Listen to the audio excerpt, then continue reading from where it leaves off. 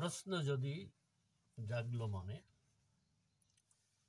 একজন মানুষের পূর্ণ লক্ষণ কি? কুরুক্ষেত্র যুদ্ধের ময়দানে শ্রী ভগবান অর্জুনকে বললেন, কুতস্তা কস্মলম ইদম ভীষমে সমুপস্থিতম অনার্যজিষ্টম অসর্গম অকীর্তিকরম অর্জুন। হে অর্জুন, অত্যন্ত কঠিন যুদ্ধের মুহূর্তে অনার্য আচরণমূলক, স্বর্গহানিকর, কীর্তিনাশক এই মোহ কোথা থেকে তোমাকে আশ্রয় করল? অর্থাৎ এই মুহূর্তে অর্জুন একজন পূর্ণ লক্ষণ বিশিষ্ট মানুষ নয়। তার অন্তরে দুর্বলতা দেখা দিয়েছিল এবং তার সকল প্রকার গুণরাশি চাপা পড়ে গিয়েছিল। অর্জুনের মনে সংশয় দেখা দিয়েছিল। সেজন্য পুনরায় ভগবান বললেন, ক্লৈবম মাস্মগম পার্থ ন এতৎ তৈ উপপদ্যতে ক্ষুদ্রম হৃদয় দৌর্বলম ত্যক্তা উত্তিষ্ঠ পরন্তপ। বলছেন, হে অর্জুন, পৌরুষীনতা প্রাপ্ত হও না। এইরকম কাপুরুষতা তোমাকে শোভা পায় না।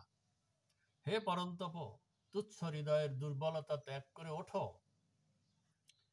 ভগবান বুঝেছিলেন যে ক্ষত্রিয় হিসাবে অর্জুনের মনুষ্যত্বে পূর্ণ লক্ষণ লোপ পেয়েছে।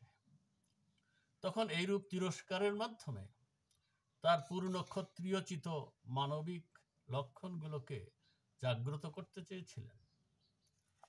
এই প্রসঙ্গে স্বামী সর্বানন্দ পরমহংসদেব বলেন,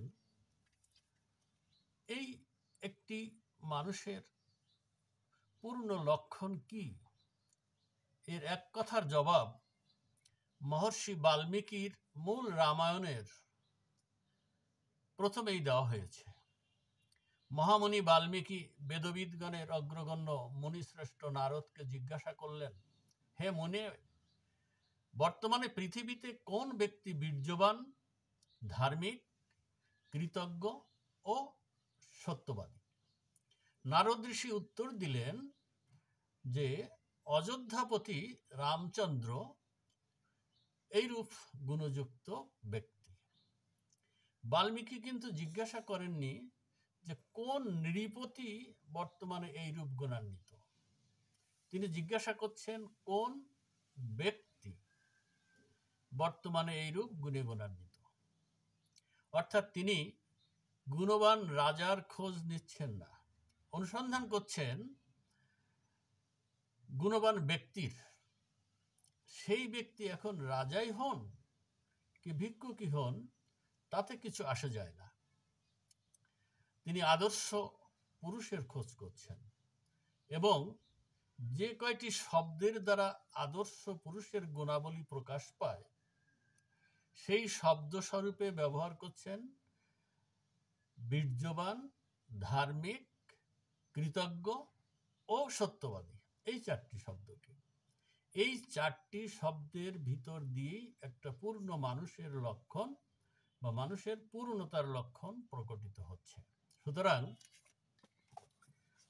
আমাদের বর্তমান বিশ্বের যে নৈতিকতা বোধের অধপতিত দিকটা আজকে প্রকাশ পাচ্ছে বিভিন্ন কর্মকাণ্ডের মধ্য দিয়ে, তো সেখান থেকে আমাদের যদি সেই বৈদিক যুগের হারানো গৌরবকে ফিরে পেতে হয়, তাহলে চাই এই যে চারটি গুণ, বীর্যবান, ধার্মিক, কৃতজ্ঞ ও সত্যবাদী, এই চারটি গুণে গুণান্বিত মানুষ। তো এর জন্য আমাদের প্রয়োজন আমাদের বর্তমান এবং ভবিষ্যৎ প্রজন্মের জন্য চরিত্রের সাধনা, চরিত্র গঠনের মধ্য দিয়েই এই চারটি গুণের প্রকাশ ঘটবে। এই প্রসঙ্গে সর্বানন্দজি বলেছিলেন, আমি ভালো মানুষ হব, অপরকে ভালো মানুষ হতে সহযোগিতা করব। এরই নাম চরিত্র গঠন। আবার বললেন, চরিত্রহীনের ঈশ্বর সাধনা ভুল, স্বদেশ সাধনা মিথ্যা। সুতরাং আমাদের রীত ও গৌরবকে ফিরিয়ে পেতে হলে একমাত্র কাজ, সেটা হলো চরিত্র গঠন। আমাদের এই চরিত্র গঠনকে আন্দোলনের রূপ দিয়েছিলেন সর্বানন্দজি 1914 সালের কিছু পূর্বে চাঁদপুর শহরের ঘোড়ামারার মাঠ থেকে। আমরা সেই চরিত্র গঠন আন্দোলনের ধারাবাহিকতা বজায় রেখে চলেছি।